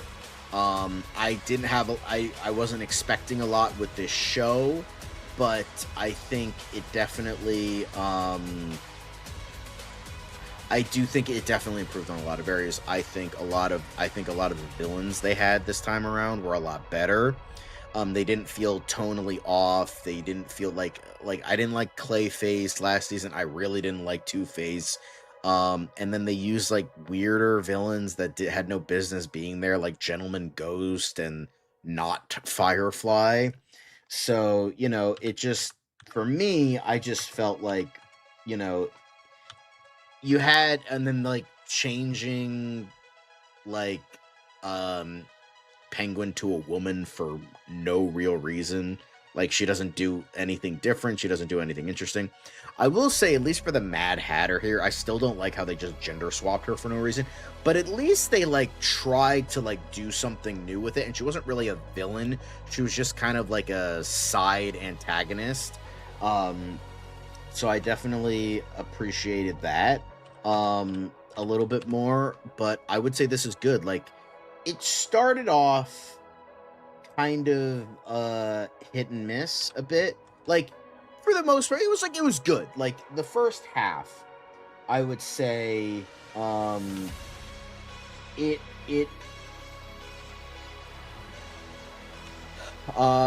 It definitely, like, it was like kind of like, oh, okay, it was like, all right, this is pretty good, but like it could be better. But as the season went on, I'm like, oh, this is getting better and better. And like the second half of the season was genuinely really fucking good. Like it had a slow start, but it was actually good. I do hate you, Mr. King. Yeah, same here. I know.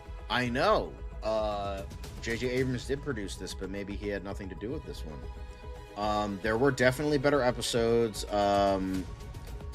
I would say he was probably the weakest part of the season for me. I didn't like what they did with his character, because essentially, instead of him being the Riddler, that he riddles the police and sets up puzzles. Why is he called the Riddler? Because he riddled a lot of people with bullets. Yeah, that's why he has the name the Riddler. He shoots a lot of people. That's really fucking stupid, guy. Actually, that was not Poison Ivy. That was a Golden Age character named Rosen Thorn. She's popped up in modern comics from time to time, but that was not Poison Ivy. I initially thought that's what they were going for, but then when I remembered, oh, the character's name is Rose, it was Rosen Thorn. Rosen Thorn is, I believe she, in the Golden Age, I think she was a lover of Green Lantern or something like that, as in like the Alan Scott Green Lantern. I think so. Exactly. Like that was, the animation is not gonna be, I mean, they have the budget of a ham sandwich in a dream, so like, yeah, kind of, in a way. The animation, it's not, there are moments here and there where the animation is a little bit rocky, but like, it's not bad. It's not bad at all. I mean, I will say, with all of this, I mean, I will say, I don't want to spoil anything because they do like a whole thing with the Joker in like the background, and he shows up in the last 2 episodes. What they do with the Joker with this was really fucking good. I love how they don't go into anything, but like what they did with the Joker here, Matthew Needham might be one of the best Jokers we've ever got. Like he feels like he's definitely Heath Ledger coded, because he feels like a scary villain. And that's what I think really worked about his iteration. And they definitely go with, like, I don't think they outright said this, but it's definitely implied that he might be like a Nazi, because he has like a very light German accent, and I really appreciated that. Yeah. I really liked what they did with the Joker here. Again, it was different, but yeah, no damage on the forehead. Honka honka. But I like, he's straight up terrifying. Like, you know, I love what Matthew Needham did here, and I think a lot of the episodes are really good. My favorite episodes were mainly from the latter half. It was pretty much the last 3 episodes. It was 0 Hour, which has a very different Mr. Freeze, voiced by Kevin Michael Richardson, who did do a very good job. Very weird, but I like what they did. And then the last 2 episodes, which were Dead Before Dawn and The Laughing Death, which are Joker focused. But other really good, pretty much the entire second half all had bangers. Like Sudden Fear was really good. That was a Scarecrow focused episode. Her Dark Reflection, which was the Rose and Thorn episode. I almost gave that a much better rating, but I almost gave that an 8 out of 10, but I decided to give it a 7.5 out of 10 because of what the ending implied. I can't go into it because I don't want to spoil things for you guys, but I think yeah, Carrie Kelly, although Carrie Kelly, it's Carrie, not Kerry. It's Carrie, not Kerry. I don't love it, but I don't hate it. I'll just leave it at that. But I think they did a really interesting thing with Jim Corrigan in his episode. I thought that was good. The weakest episode was the second episode, Rocket's Red Glare, which used a villain from Batman the Animated Series that Deanie and Tim made, which was Roxy Rocket. I think it was an interesting way to do that villain, but I overall, I just didn't find the episode to be terribly interesting. Deep Cover, the only reason I really loved that episode was because they finally brought Matches Malone. We need more Matches Malone. We need more matches. I love Matches Malone. I love the fact that Bruce has his own, like, villainous character to get deep undercover, to get, like, shit from, like, the underground that he wouldn't normally get, even with all the people behind it. Like, that's such like and it worked for the Golden Age, because, like, obviously you can't just get Oracle on a computer and just do a deep dive into the ship. You need to get into the nitty gritty. And I think that really works, and I really appreciated that, and I really like how the episode itself is good, not great, but you know, I think what they did with I love how they use Matches Malone. Obviously that was the case. But Brute Force was good. Devil's Due was good, could have been better. I like what it symbolized, especially with a lot of the stuff going on at the time. Like, you know, Aleister Crowley and that kind of vibe. But yeah, I think for the most part, it was very well done. I don't want to get into it too much, but the blockbuster was also a major part of the first episode. I thought that was good. Roxy Rocket, not great. Deep Cover, very different episode. Not really a big main villain, but I liked that. Devil's Due, it was like a bat cult. I thought that was an interesting idea. Could have been executed a lot better. Spectral Hand, again, they do something with the Spectre, and they do a very different thing with it. I liked it, but also didn't like it at the same time. I thought it was weird how it was like a human push, but like, whatever, I won't spoil it too much.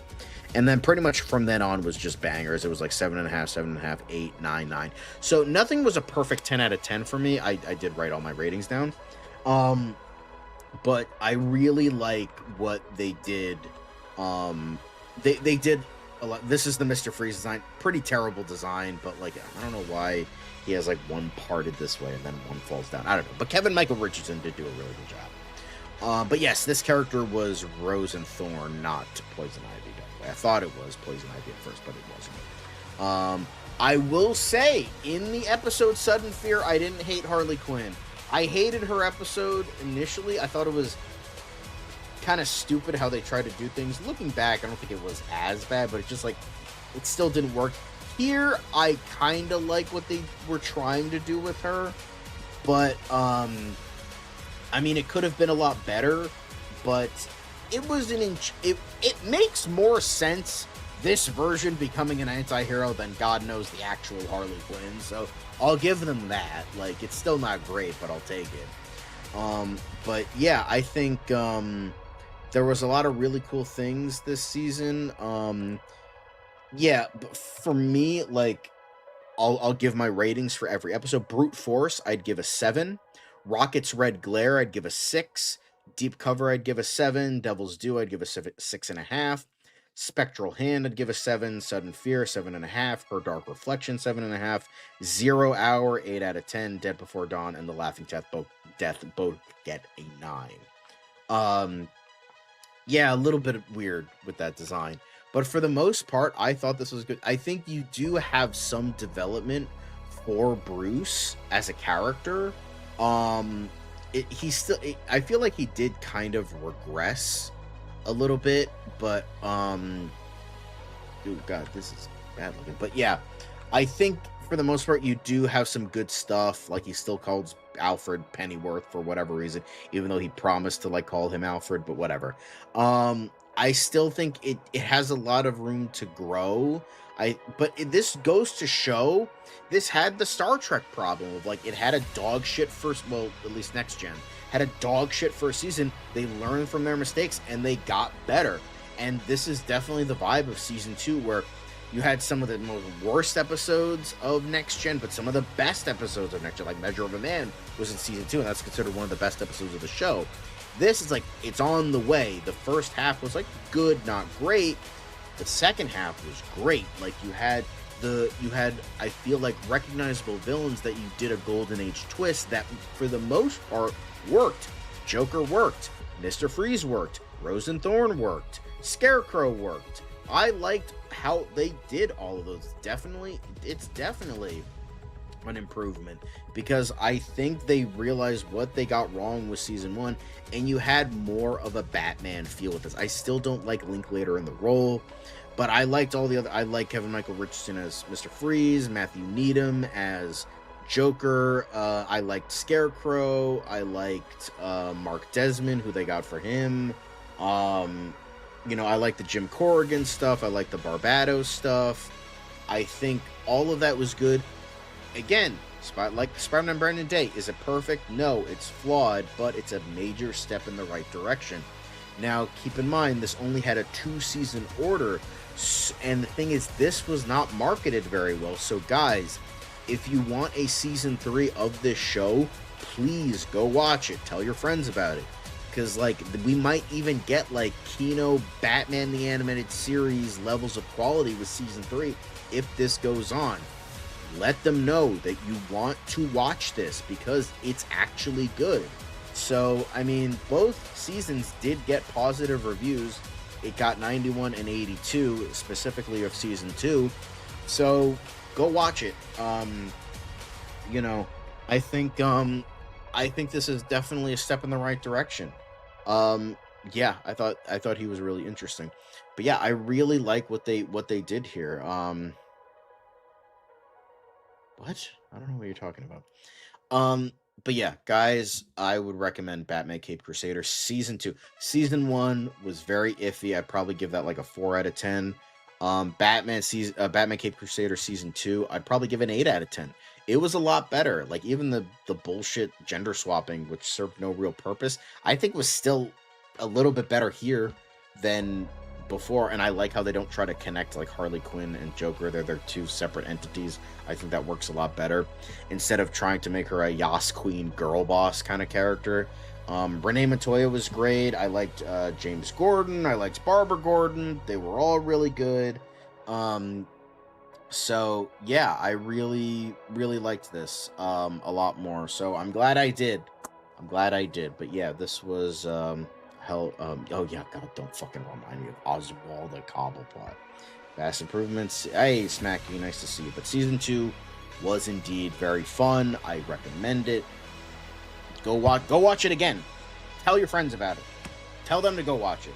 If you want more good episodes like this, maybe they can really improve it with season 3 if they get a season 3. Because season 3 has not been renewed for a season 3. So go watch it.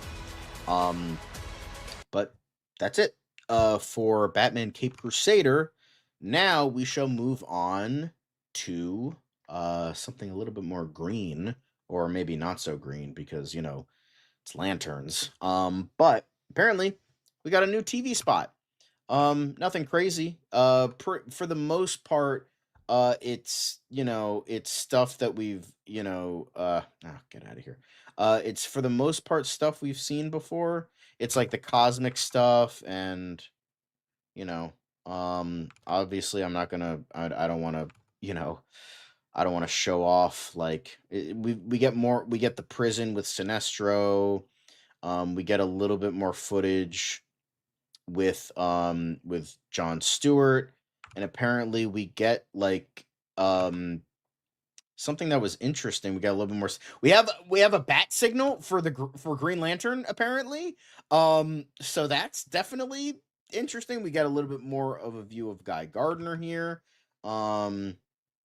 And we get, for the most part, it's the same footage. We got a little bit more, but it's for the most part the same stuff. We got the green light in the sky. We got a little bit more Guy Gardner, a little bit more of Jon Stewart, and we got him holding the ring. So that's definitely cool.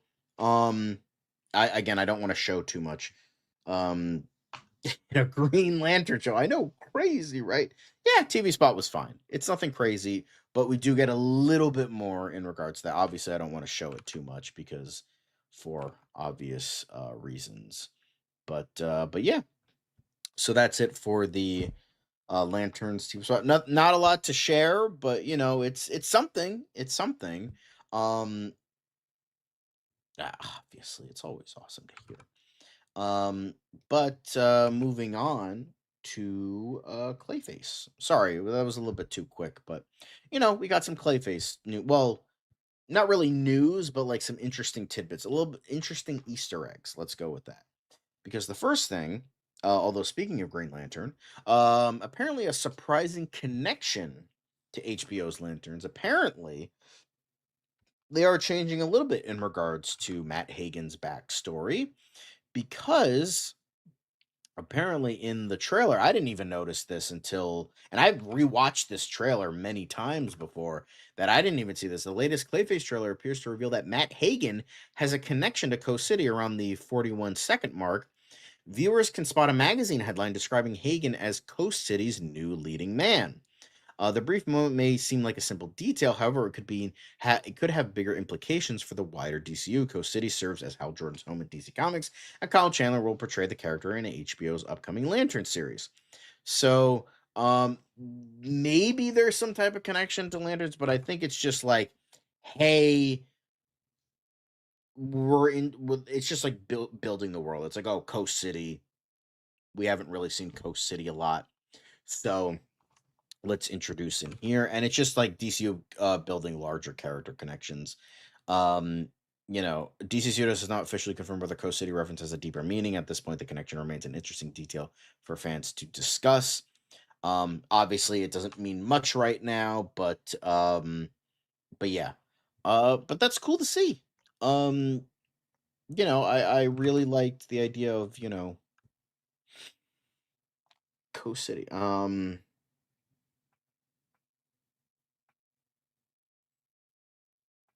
I hope it proves me wrong too. Surprise interconnectivity. Yes, very much so, but not the only thing we have. So your boy James Watkins, so he was talking about his main inspiration for DC's Clayface, and it's apparently Sam Raimi. So James Watkins was saying, an interesting thing about Sam Raimi, this was an inspiration, the ridiculousness, the boldness, using this type of horror, all that interesting stuff. So he definitely had more to say. Obviously, go check out this interview. But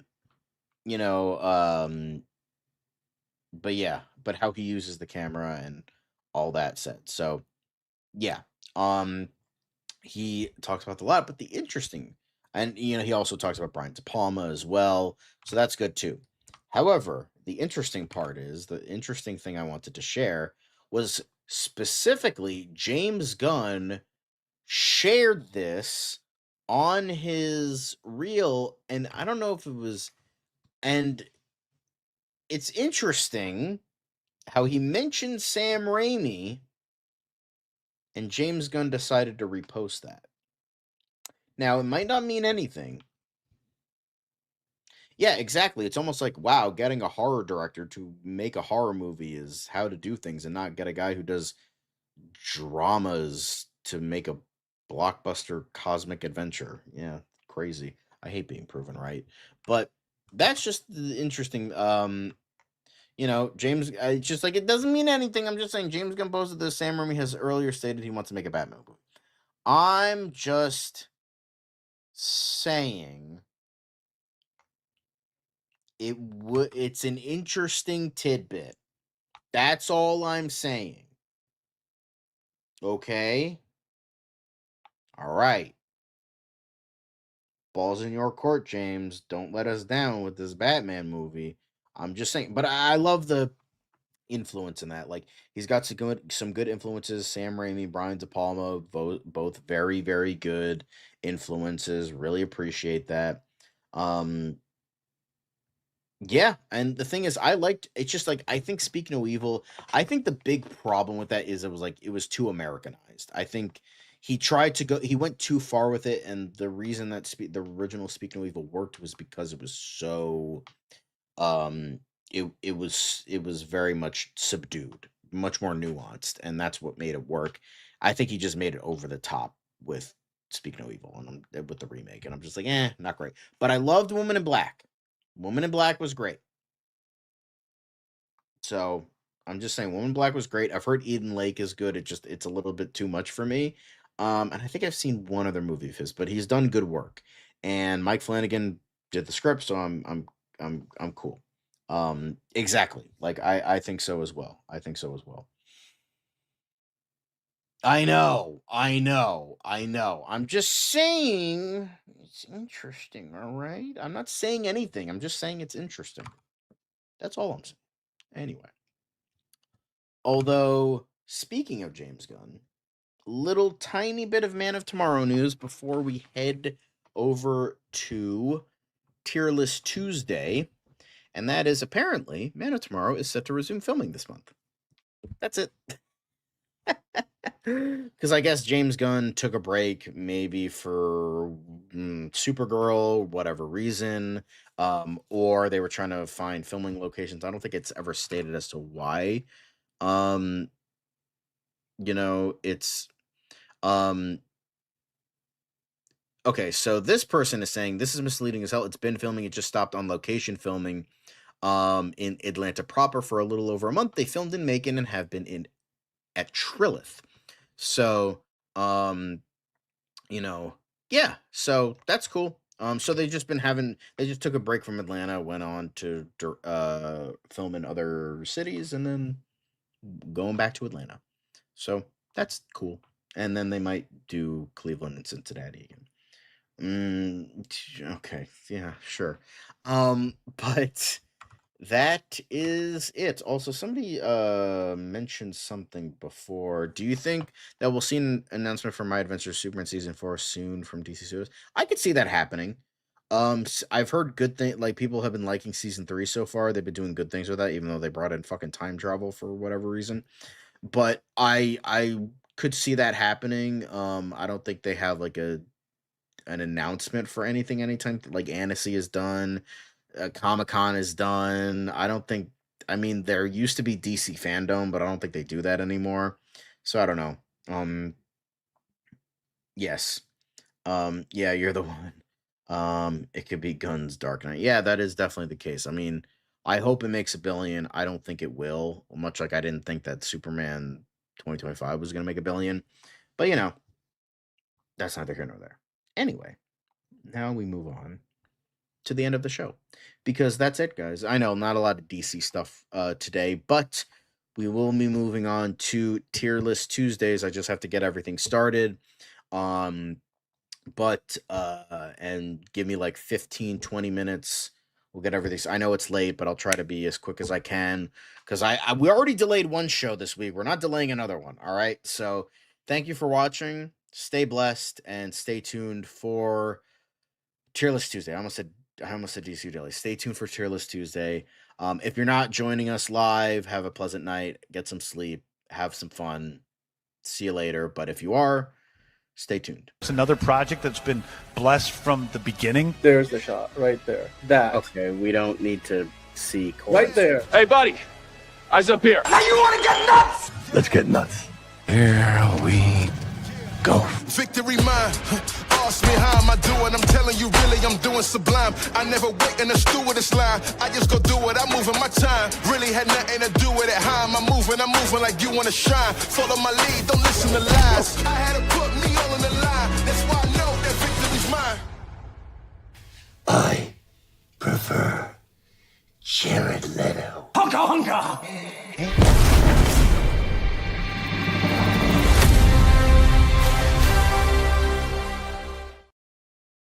And remember, fuck Tom King and David Ellison and Jeff Snyder.